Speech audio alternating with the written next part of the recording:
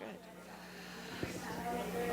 Well, good afternoon. I think people are still dribbling in, and there's a lot of construction outside, but we also want to honor the time we have for this presentation, so we're going to get started. My name's Judy Koch, and I'm the Director here of Education and Interpretive Programs, and we're just thrilled to have all of you here today, both museum educators and teachers together, thinking together. We have people from Columbia, Missouri, Central Kansas, so we thank you all for coming. I'm really pleased today to introduce to you Dr. Greene, who I've been emailing back and forth with and finally met at a conference this summer.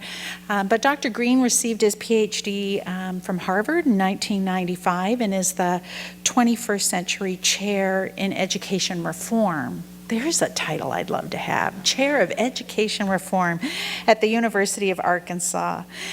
His current areas of interest, the areas in which he does interest, is in the whole area of school choice. He's done a lot of work, and that actually informed some of the Supreme Court opinions on school vouchers and some of the things that have happened there. And also on the impact of field trips, both to museums but also to theater. He's the author of a 2005 book called Education Myths, and another more recent publication, 2011, on why America needs school choice. So we look very much forward to his presentation on this study, which is really the first ever large-scale look at the effect of art museum field trips on children. And many of you might know that I come up through visitor research, and lots of institutions have been doing small projects, but this is the first real serious study that I know of with a control group, and that just is inarguable at this point. So after Dr. Greene's talk and some time for questions and answers, we're going to break into the breakout sessions, which are in the classrooms, starting with classroom 1 on this side, on the north side, around to classroom 6 and 7 on this south side. So please consult your schedules if you want to see which of the sessions you'd like to go to. There are 2 breakout sessions, and we look forward to those as well. On this side, on the south side of the museum, just past our Educator Resource Center, is a small courtyard with a fountain, and there will be refreshments available there throughout the afternoon.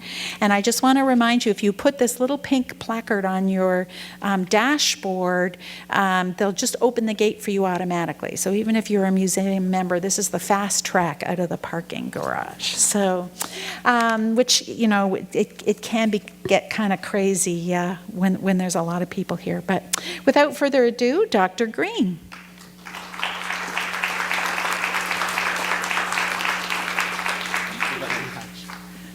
Thank you, and thanks to all of you for taking time to listen to me. I'm not someone with a lot of experience studying museums. This is a new area of research for me, and I have a lot to learn, and I think a lot of you probably know more about museums and field trips than I do, and so I look forward to your questions and discussion so that I can learn more about this field as well. Mostly I'm a person who likes counting things, and so this was an opportunity to count things, and I also happen to like art, so I could count things about art, so it really worked out great for me. This was a project that I've done with Brian Casita and Dan Bowen, who are graduate students at the University of Arkansas. And I'm presenting to you today the results of actually 2 experiments. And there's a lot in here, so I'll try not to slow down too much so that we'll have time for discussion. Field trips have been part of schools for a long time. You know, the yellow bus has been a part of the institution of schooling for as far back as there have been public schools. But the institution of culturally enriching field trips is in decline. Schools are not taking their students as often to culturally enriching institutions, and there are a variety of reasons for this, including budgetary constraints when money is tight, Field trips feel like a frill that can be more easily cut than other things in schools. The emphasis on test outcomes in math and reading are forcing schools to pay more attention to those subjects and to pay more attention to having more class time in the school. And so things that take students away from those subjects or take them away from time in the classroom, again, seem to be difficult things for schools as testing becomes more prominent. And there's also been a shift in the type of field trips that schools are going on away from culturally enriching trips to reward trips. Some of this is related to the high-stakes testing that I just mentioned, that as a reward for doing well on the test or a reward for behaving well, students are taken to places like amusement parks, movie theaters, the shopping mall. These are all real field trips that schools go on. Bowling alleys, lots of things. And kind of a very crude definition of a reward trip is to a place that students know they already like. And a culturally enriching trip is to a place they don't know that they like yet. And so schools have always seen themselves as providing those experiences so that students would learn that they did like those things and would want to come back on their own as they grew up and became independent adults.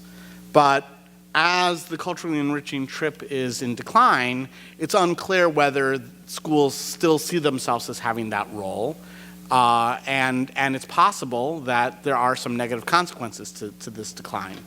And so we wanted to figure out what is lost if culturally enriching trips are cut. Or to frame it positively, what do students get out of a culturally enriching field trip?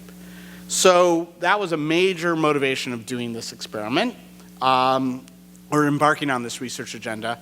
And we also wanted to expand the types of measures that are used in the education field, because we think that schools are doing a lot more than just conveying math and reading skills. And if we can come up with more measures of other outcomes that are important, that will also help kind of broaden the mission of schools from just focusing on math and reading scores. So this is what previous research looks like. This actually is taken from Randy Korn, who's a really very good researcher. As she did a study with MoMA in New York, and she had students fill out response cards, and she found out that a student ran around in circles and fell down and threw up. And we wanted to know a little bit more systematically whether students are getting something out of field trips, and we wanted to know if they were getting more than just dizziness. So we worked with Crystal Bridges, which is a new art museum in Northwest Arkansas. It's in Bentonville. It's actually the first major art museum in the last 4 decades. And it's quite nice. I encourage you to come down and visit. Not too far away, just about 3.5-hour drive. And Crystal Bridges contacted us to say, look, it's not every day that you open up a new art museum. We ought to learn something about what happens when we do this. At first, I thought this was going to be a waste of time, to tell you the truth, because often when people say, you really ought to study what we do, they just want to hear, we're really great. Can you just tell everyone that we're really great? And as it turns out, the people at Crystal Bridges were quite serious. They really did want to learn. And they even wanted to learn if they were doing things badly. They wanted to make them better if they could.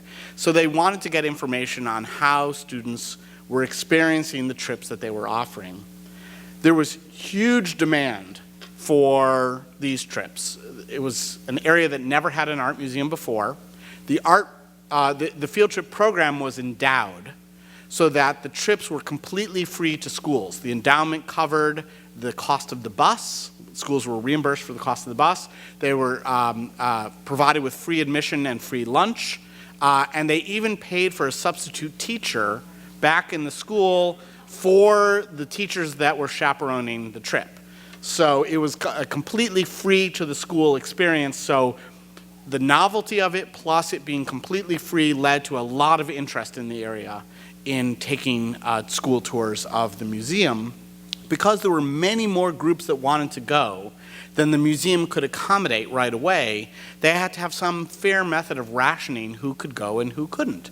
So once I heard that, I knew I could do a study with them, because there is a good, fair way to ration access that also allows you to study something, which is you hold lotteries. Right? So by chance, some people get to go. By chance, some people get to go later, but they don't get to go now. And you can compare outcomes for the two groups, and any difference you observe between them is caused by that experience and not by some pre-existing characteristic of those kids or those schools, which caused them to want to go in the first place. And this is the gold standard in evaluation research. It's what we do for every drug that is approved by the FDA. We expect there to be random assignment where some people get the pill, some people get the placebo. That's how we know if the pill works. This is the pill. The pill is getting to go on a field trip to the museum, and it's compared to a placebo, and we get to see if it works, if it does something. So in total, there were more than 500 school groups that applied to go on a tour in the first year, with more than 38,000 students. Keep in mind that in the metro Northwest Arkansas area, and I know that sounds like an oxymoron, but it is a metro area. There are about a little more than 100,000 total kids. So more than a third of all school children in the area were part of an applicant group to go in the first year. So it's a broad cross-section of the groups of the entire community. What we did is we took all those applicants and we matched them so that we could have the groups be very much alike. A typical and ideal match was adjacent grades in the same school. So 4th grade wants to come, 5th grade wants to come. We make them a matched pair. They're from the same school. They're just like each other. And then we randomize which of them is treatment and which is control. Okay. Now the reason why we match and then randomize is that in the entire study, we have 80 matched pairs, 80 treatment and 80 control. That's not a huge N. So you don't want your lottery to have to work too hard to produce comparable treatment and control groups. Matching makes them alike in the first place so the lottery doesn't have to work so hard. So we scheduled all the treatment groups and then all the control groups got to come the next semester. We visited the schools 3 weeks on average after their visit and administered surveys in their classroom, and then we also collected behavioral measures later on. I should also tell you a little bit about the tour. I'm not a museum educator, so I can't speak with expertise about whether their tour was the right way of doing a tour, but a typical tour was an hour-long experience. And in that tour, there were paid museum educators. Crystal Bridges has paid museum educators. And they would go typically to look at 5 works of art.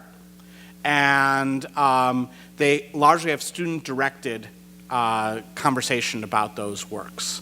So it's not a VTS, or which is what I understand the Nelson is doing. But it's about 70% VTS. It's mostly student-directed and a little bit of information from the tour guides. So this is an hour-long tour, at most a half-day-long experience. So this is a very modest intervention, right? This is a very small thing that we've done for these kids. So it's quite amazing if we would see anything result from it. And I, in fact, expected that we might not. To do this project was quite an effort. So we had 174 total applicant groups that we surveyed at 123 different schools in 3 states. They were in Arkansas, Missouri, and Oklahoma.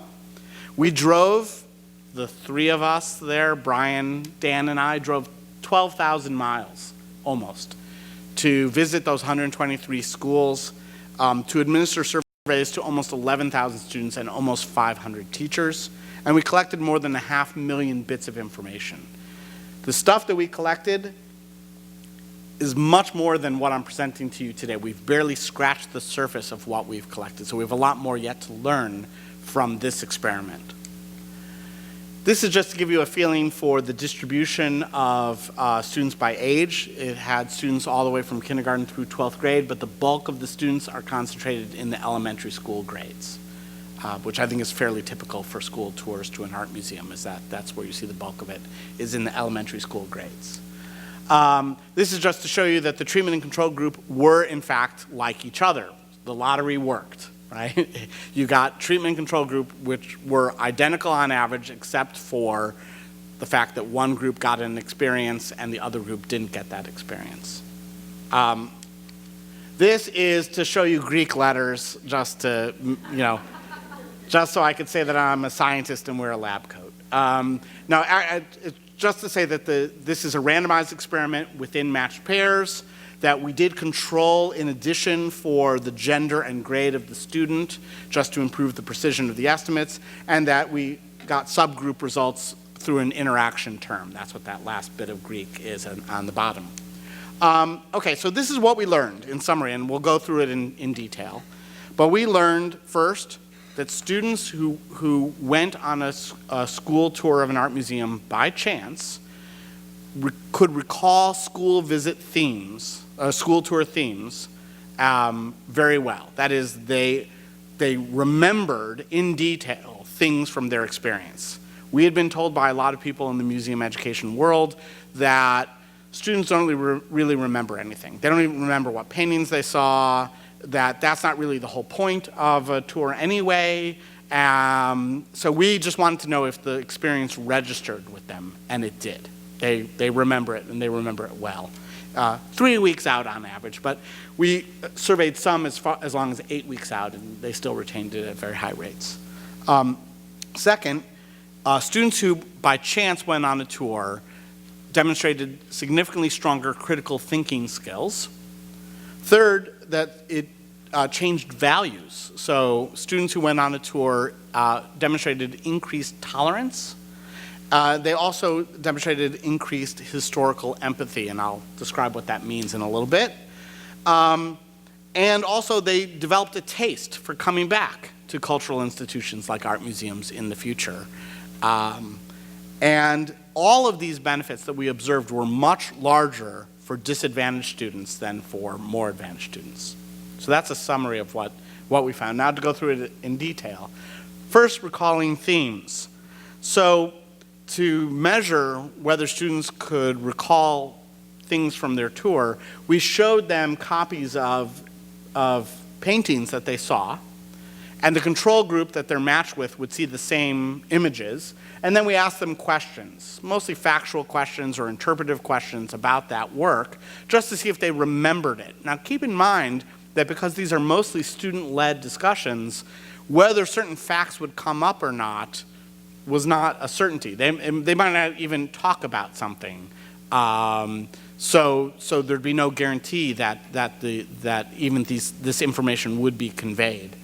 And the control group, just to be clear, has no fighting chance to know this stuff because they didn't see these works and they didn't go on a tour. The reason why we're reporting their results is just to show you how good we are at coming up with wrong answers, right? So it should be, these are multiple choice questions, it should be that the control group gets it at about 25% of the time by chance. Sometimes we're not so good, like you can see at the bottom there, at coming up with wrong answers, and they could guess it at higher than chance. So we showed them this Thomas Hart Benton painting, Plowing It Under, that students saw on their tour, and we asked them, why is this man plowing under his crop rather than harvesting it? The students who went on the tour could recall, almost 4/5 of them could recall, that this has something to do with price supports during the Great Depression. Okay, so they learn a little bit of American history, and they remember it weeks later, even though there's no test, there's no grade. They weren't told they're supposed to remember this, they just do, because it was interesting to them and they remembered it. The control group has no idea because, well, they didn't get that experience. At the painting at the bottom, Our Town, the students who went on the tour could recall at high rates that this is an ironic representation. A control group could guess that reasonably well. Winter Scene in Brooklyn, at the top here, you could see that more than 9/10 of the students knew that this had something to do with a transition from wood burning to coal burning to a more industrialized society. So again, a little bit of American historical detail that they could absorb at very high rates. Can't see it too well at the bottom there, but that's at the camp spinning yarns. And here almost 9/10 of the students who went on the tour knew that this painting had something to do with abolitionists making maple syrup to undermine sugar made with slave labor. So, I mean, again, bits of historical information that students could pick up from their tour. But that just shows us, this doesn't tell us that art is a more effective way of teaching American history, although it tells us that it has that potential, right? And we could, if we were to study that better, what we'd want to do is assign the control group to being taught the same lessons in some conventional way, and the treatment group would be taught those lessons with works of art, and then we'd see who could retain that information better, something like that. We didn't do that experiment, so we didn't prove that art is a better way of teaching history, but we proved that students remember the art they see, that the experience registers with them, and that art does actually effectively convey American history. But more important than does the experience register with them is the question, does it change them? Does going to an art museum transform them in some way? And it does. So the one way we got at this was we wanted to measure whether the tour altered their critical thinking. And the way we measured this is that we asked all students, both treatment and control, the two questions there at the top, which are a standard prompt for a discussion on a school tour. We asked them, what do you think is going on in this painting, and what do you see that makes you think that? The painting is The Box by Bo Bartlett. It's a painting that is not at Crystal Bridges. The students had never seen this painting before. So we were showing them this new work, and we asked them to write a short essay in response to those two questions. We then took those essays and we scored them with two coders blind, so that they don't know if it's treatment or control or who they're grading. And they scored them on this 7-item rubric that had been developed by researchers at the Isabella Stewart Gardner Museum to score critical thinking about works of art. And essentially it's just a count. How many times does the student engage in observing, interpreting, evaluating, associating, problem finding, comparing, and flexible thinking? And the more that they do those things, the higher their critical thinking is said to be. And also we know that we have a valid measure here in that our two raters were able to code the same works and get the same answer at a very high rate, okay? So we had a valid, consistent measure of critical thinking. So here are the results, comparing the treatment and control group. Now let me explain what the results mean. So these are all the results I'm going to show you are presented in percent of standard deviation or effect sizes. Now what is that? It is it's a consistent way of reporting an effect of something so that it could be compared across different kinds of analyses. So I'll give you some conceptual understanding of what an effect size is, and then I'll just tell you a rule of thumb. So a conceptual understanding is that there's a lot of phenomenon can be placed on a bell-shaped curve, right? And what we're trying to see is if this intervention worked, if going on a school tour to an art museum changed critical thinking, the treatment group should move on the bell-shaped curve from where they were relative to the control group. And we want to know how far on the bell-shaped curve they moved. And so from one end of the bell-shaped curve to the other end is about 4 standard deviations. That encompasses 95% of the area under a bell-shaped curve. So 9% of an effect size is 9% of one standard deviation. So it's 9% of 1/4 of the area from one tail to another tail on a bell-shaped curve. Now, if all that didn't make a lot of sense, let me just give you the rule of thumb. The rule of thumb is that 1/10 of a standard deviation is considered a modest effect, and a quarter or a third of a standard deviation is considered fairly large in education policy. So the overall effect here is small, okay? It's not a big effect. The treatment group was able to engage in critical thinking about new works of art 9% of a standard deviation better than the control group. Going on a tour makes you better able to think critically about a new work of art than if you didn't go on a tour. It's small, but then again, the intervention's small, right? We're talking about a 1-hour tour. So a 1-hour tour, 3 weeks on average ago, makes you better able to analyze a new work of art. So that's something. But if you look at some subgroups of more disadvantaged students, the effects get quite large.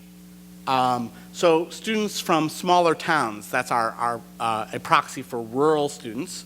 And rural students in our area is kind of the best indicator of disadvantage. Rural is where we see our most disadvantaged students.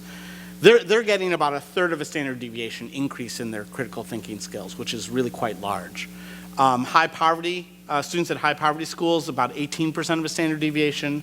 Minority students, 18% of a standard deviation. Students who are the first time visiting an art museum, also about 17% of a standard deviation. And you could see that more advantaged students really have no effect at all. There are no stars next to them. That means they're not actually significantly different from zero. You could just think of those as kind of zero.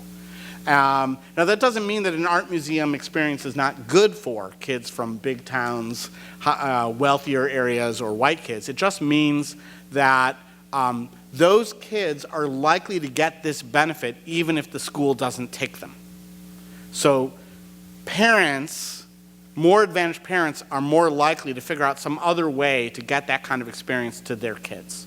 They take them themselves, or they provide them with other kinds of experiences that produce the same benefits. More disadvantaged kids, they need their school to do this for them.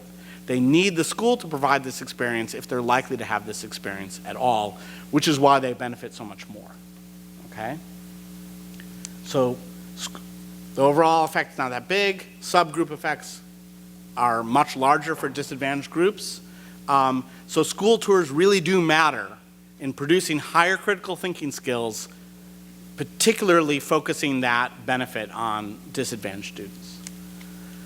Tolerance. So to measure tolerance, we ask them a variety of questions on the survey. We ask them if people who disagree with me bother me. People who disagree with my point of view bother me. We ask them to agree or disagree, how much they agreed or disagreed with each of these statements. Artists whose work is critical of America should not be allowed to have their work shown in art museums. I appreciate hearing views different from my own, and I think people have different opinions about the same thing. We took these measures, we put them together in a tolerance scale, we present the results again in terms of standard deviation effect size. Again, the overall effect is not large. It's a small effect, but it's there. I mean, a 1-hour tour of an art museum makes kids more tolerant, right? Which is amazing. Subgroup effects are larger, almost twice as large for more disadvantaged subgroups. We also measured historical empathy. Historical empathy is, can you imagine what it was like to live in a different time and place? And this is a lot of what we're going for in history instruction, is trying to imagine life in some different time and place. And this is really useful and important because it helps us reflect about our own time and place and understand our own time and place better, to have some understanding of what another time and place was like. So we asked them these 3 questions, put them together in the scale. And again, the overall effect is not very large, but the subgroup effects do get large. Again, 15% or 12% of a standard deviation gets to be larger. Again, resulting just from a 1-hour intervention. But perhaps this is the most important outcome, which is, do they want to come back? If there are benefits to a 1-hour tour of an art museum in terms of critical thinking and values and some knowledge about American history, then these benefits should compound if kids can come back many times. But coming back depends upon their wanting to come back, right? Is the school taking them, training them that this is something good to do, something that they can do, and that they want to come back with their families, and then when they're adults, they'll come back on their own and they'll drag their own kids, and so on. That's how we create cultural consumers. Does a tour help cultivate cultural consumers? And we asked a lot of questions on this because we thought this was a really important outcome. We put them together in a scale, and we found that it does. Again, a modest effect overall, but subgroup effects get larger. Rural kids, high poverty kids, minority kids, and first-time visitors all show much bigger response on their desire to come back to visit art museums and other cultural institutions in the future. But we didn't just take their word for it from a survey. We also collected a behavioral measure. And the behavioral measure is we gave every student, treatment and control group, a coupon. And the coupon allows them and their family to come back and see a special exhibit at the museum for free. Now, the museum was free, but special exhibits can cost extra money. And this made the visit free even to the special exhibit with their family. And we coded the coupon so we knew who came back and used the coupon. And what we saw was that the treatment group came back at a disproportionately high rate relative to the control group. The treatment group constituted 48.8% of all coupon recipients, but they were almost 58% of all users. So they were 9 percentage points more likely to come back to the museum with the coupon. Now, this is especially impressive given that they had just been. You might think that students who had just been to the museum would be less likely to return within 6 months than the control group who hadn't been yet at all. They might be particularly prone to use their coupon.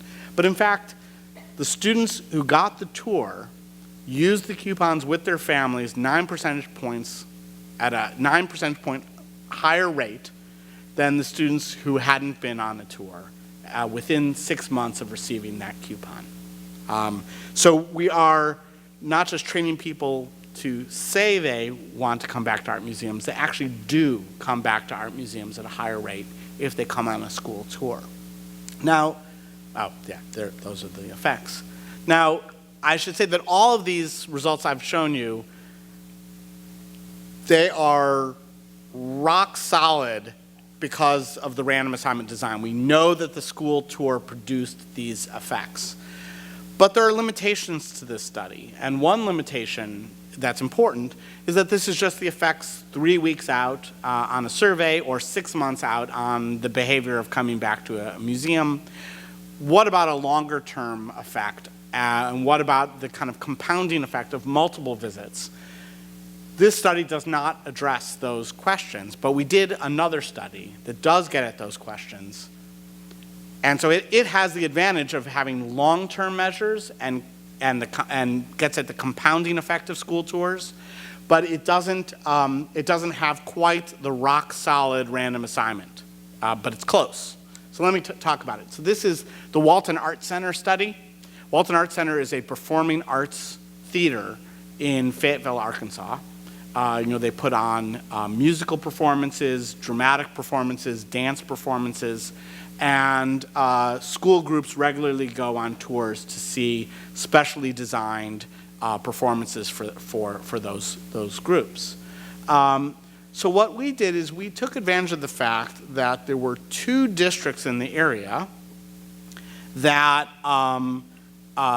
where the schools within those districts varied in how much they came to the Walton Art Center over the years. And both of those districts also had rezoning of their attendance boundaries. They redrew their attendance boundaries because these were high-growth communities and they built some new elementary schools, and when they did that, they had to redraw where all the lines were that determined the catchment areas of each school. And so what we did is we surveyed, I think this next slide will get at it, we surveyed 2,000 kids in these 2 school districts, Bentonville and Springdale, and all of those students start in the same kindergarten, or we're making comparisons among students who start in the same kindergarten but who end up in different schools because of rezoning.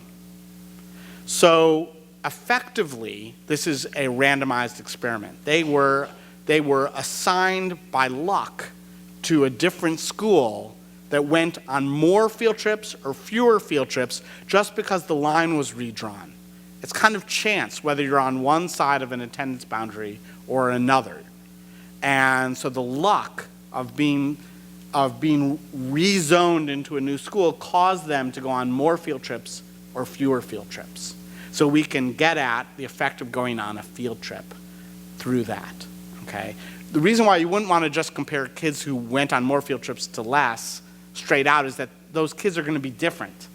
Here, you want luck to be the thing that determines whether you went on more field trips or not their own predisposition, their family's predispositions, or their communities, right?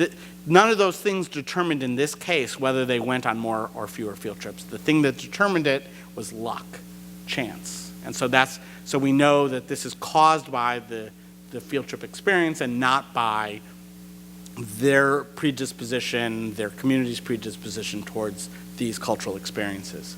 So of the 2,000 plus people we surveyed in 7th grade, almost 1,400 of them were affected by a rezoning. We're in a school where the kids were rezoned into a new school. And there you can see some of the demographic profile of who these kids were. A summary of our results is we found that kids randomly assigned to more trips to the Walton Arts Center, cumulatively through 7th grade, they want to attend more cultural events, they want to participate in more cultural events, they are more likely to read for pleasure, they want to learn more about shows, they demonstrate greater tolerance, and they demonstrate greater empathy. Results, by the way, that are very consistent with the results from the Crystal Bridges study, which is really nice. It's nice to see that you could replicate the same kinds of findings from a different kind of study of a different cultural institution. That tells us that maybe we're getting at something that's true, that really happens from these experiences. And the benefits are stronger for minority kids and stronger when we measure field trips in one way rather than another. So let me explain that for a sec. We had two different ways of getting at how many field trips students had been on through 7th grade. One was that we had the Walton Arts Center records of which schools had visited to see which shows in each year. So which schools had gone in which grade in which year. And so we could then just assign to every kid that if their school and their grade went in a certain year, that they went on that trip. The problem is that doesn't perfectly link them to that experience, because it's possible that some teachers in that grade went and other teachers in that grade didn't go, so it's possible that kid really didn't go. But we could just say that they went. It's imperfect, but it kind of gets at it. The other way we did is we asked the students to list the field trips that they had gone on. And that's good because it's more precisely linked to them. If they didn't go on the trip, they wouldn't tell us they went on the trip. The bad thing about it is that kids' memory is imperfect, and it's also likely to be biased. So the kids who are more interested in the arts will remember it at higher rates than the kids less interested in the arts. So we have two different measures. They're each imperfect in their own way, but what's nice when you have two imperfect things that are kind of imperfect in different ways, if they produce similar results, that's encouraging. And so this is the part where I tell you this is less good than the Crystal Bridges study. See, it's less good here. But it's still good. Okay, so first, student desire to attend cultural events. We asked them lots and lots of questions about going to cultural events. So we asked them if they'd like to see more plays and concerts, whether they were interested in going to Crystal Bridges. We asked them if they liked it, if they planned on doing it in the future, if they were boring, if these trips were boring. And we put all these things together in a scale. These are percent of standard deviation effects. If we use the Walton Arts Center records approach, we see a significant increase in student desire to attend cultural events, but only among minority students. okay? Again, this would be consistent with the idea that disadvantaged students are the ones who benefit the most from school tours. If we use student reports, we see the benefits across both minority and white students, okay? Then we also ask that, here's an example if you want to get a feeling of how big of an effect this is. Here's one of the items that's in that scale. We asked them, would you like more plays, musicals, concerts, and other shows in your community? And if they had only one field trip, 71.6% of them would say they would like that. But if they had gone on 3 field trips, 76.8% of them would agree with this statement. So you could see the increase in the desire to attend cultural events illustrated with this question. And you can see the magnitude of it. We're not talking about a huge increase, but it's there and it compounds across multiple field trips. Here's another example. I enjoy seeing plays, musicals, concerts, and other shows. Again, you can see the magnitude of the increase in the number of students, the percentage of the students who will agree with that statement based on how many field trips they had had. Okay? Student desire to participate in cultural events. Well, we don't just want to create cultural consumers, but perhaps also cultural participants. So we asked kids if they do various activities outside of school, like dance lessons, music lessons, art classes. We asked them about performing in school plays or concerts. We asked them about plays and concerts outside of school, their interest in taking drama class, joining the choir, or participating in local theater performances. Put these all together in a scale. And here is the result again. If we use Walton Art Center records, we get a significant increase from school tours to the Walton Art Center on participation in cultural events among minority students. If we use student self-reports, we get increases among both white and minority students. And here's an illustration. We asked them, during the last 2 years, how many times have you performed in a play, musical, concert, or other show at your school? The number of times goes up by, 0.4 or so there for minority students, according to Walton Art Center records method. And it's about that magnitude if we use student reports. But again, the result is, we see the result for minority and white students with student reports, but only for minority students with Walton Art Center. Number of art activities goes up. Again, just giving you a feeling. They do 1/5 more art activity if they go on 2 extra field trips. How often do you read for fun? We just threw this in there for ha-has. I had no real expectation that this would turn out. And as it turns out, if you go on more field trips, you read for pleasure at a higher rate, which is interesting.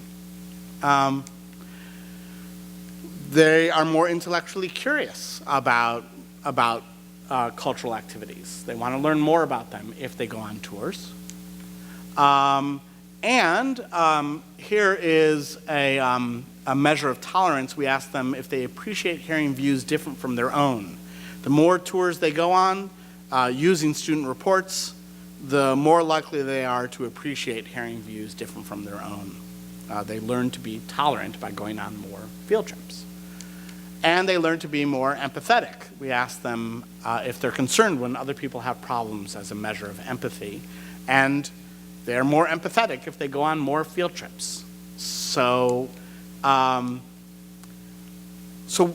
let me talk just for a second about why this might be. Why should culturally enriching field trips alter student values? Well, we think that these are broadening experiences. It exposes students to a broader world, a world with different peoples, places, and ideas, and it helps them appreciate those differences a little bit more. And the more they have those experiences, the more tolerant they are, because they can see different kinds of people and appreciate that more. And the more empathetic they are, because they can see that there are different kinds of people and they can understand and empathize with those people more. A different way to frame this is that art makes people civilized, right? And being civilized, part of that is understanding that there are different people out there and having some respect for those different people and some empathy for those people. And so what's important here is that we're demonstrating that the arts are producing these positive effects through culturally enriching experiences, that it would have done that. And I think it's important to be a little bit careful among arts advocates not to believe too easily. Okay, so there are people claiming that, art prevents tooth decay, or does all sorts of awesome things. And art is awesome, but it's important to measure the things carefully and rigorously through randomized experiments, and to focus on things where we actually expect that art could do it. And so art should be judged on its terms, not in terms of reading or math. Math doesn't go around having to defend itself in terms of how it affects science. And it doesn't even have to defend itself in terms of its usefulness for the workplace. Calculus is, for most people, not useful in the workplace. But calculus is still good to learn. And it's good to learn for its own sake. It has its own benefits. It helps with problem solving. It even has an aesthetic element to it, frankly. And there are benefits to these activities that are not captured in conventional school accountability measures. And we need to broaden our measures to capture what art is doing and not try to fit art within an accountability regime that disadvantages it, that doesn't capture what art is actually trying to do. Okay, so policy implications. First, cultural institutions have significant benefits. I think we all kind of had this suspicion, but frankly, it's important to prove it, given that culturally enriching field trips are under pressure. They're in decline. And if you want to talk about the evidence on that, there's a lot of evidence that they're being cut back. And so it's important to demonstrate that there actually is a benefit here to these experiences. And so it might be worth the time and resources to take students to these kinds of institutions. So we need to make sure that schools have the resources to do these things, that there's the bus money available to take kids, or the admission money if necessary. Philanthropists need to realize that the institutions they've built need to have quality education programs so that kids get these benefits from them, and so that they cultivate future consumers.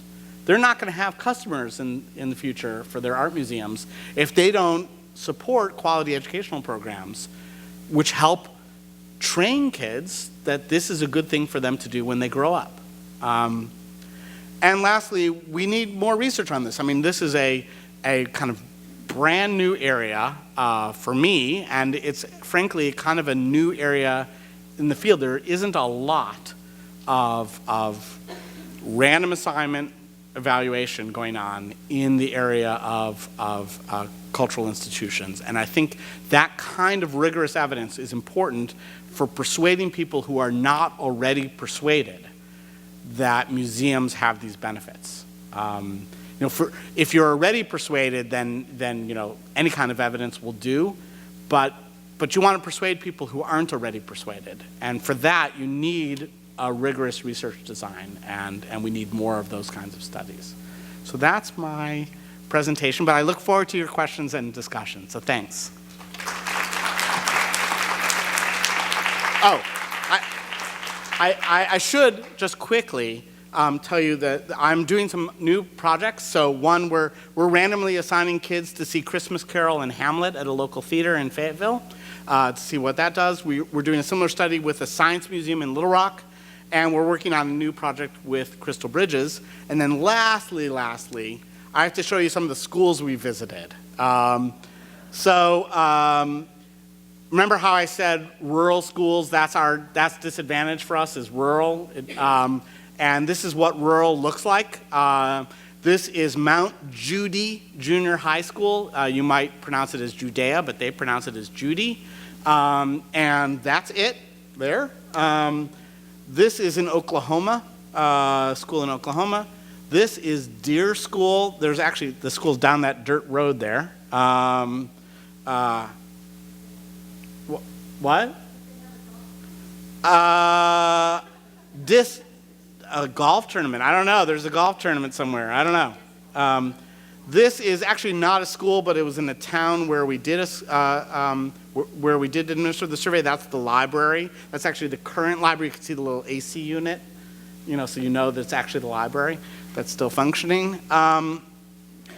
Southwest, this is in Missouri, and Flippin High School, just because it's funny to say Flippin.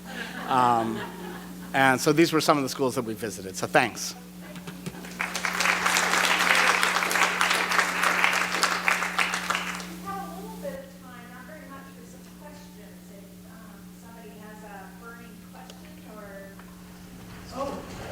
I was wondering if you were able to discern in your behavioral test the advantage and disadvantage distribution of people who use those coupons. So we're limited in our ability to more finely grained and have finer grained analysis of the coupon usage because that was in the first semester we gave out the coupon, and we gave it out to about 3,000 kids, and total usage was, I think, about 250 coupons.